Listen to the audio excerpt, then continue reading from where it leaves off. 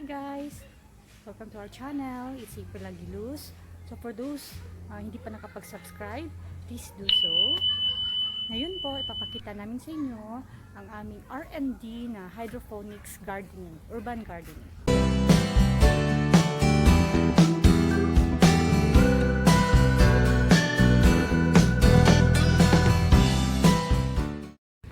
So this is our hydroponics urban garden. Nasa garahe lang po namin siya. It is our R&D, trial and error po.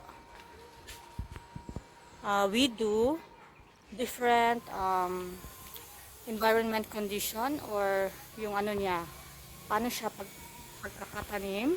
Nag-try kami na we use a pool noodle.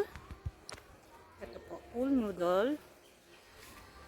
And then we also use cups na may soil. Ayan po. And we observe kung ano yung effect niya. But same lang siya. We use yung nutrients na nasa PVC pipe.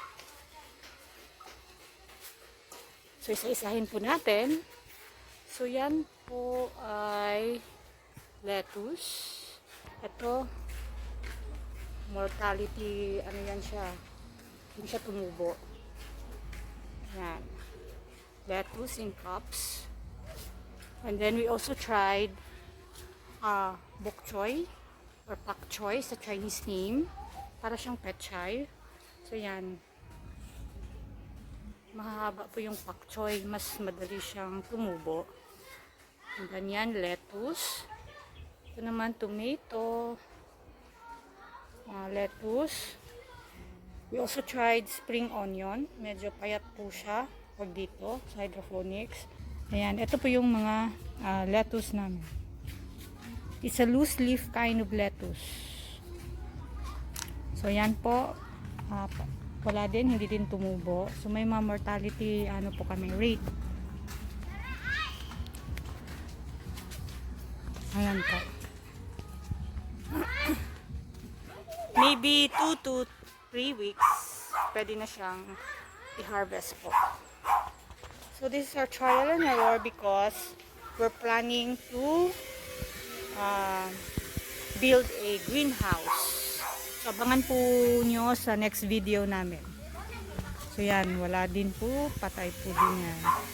So just make sure guys na wala siyang hole or something para hindi makapasok yung lamok na pwedeng pangingitlugan at makakos din po ng dengue. So yan po.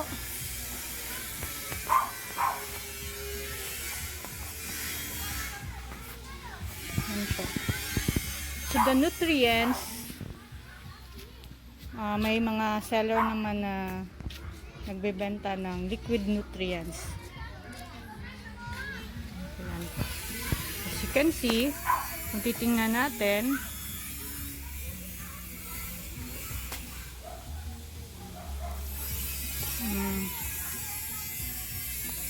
ayan po, yung roots niya. So that's it.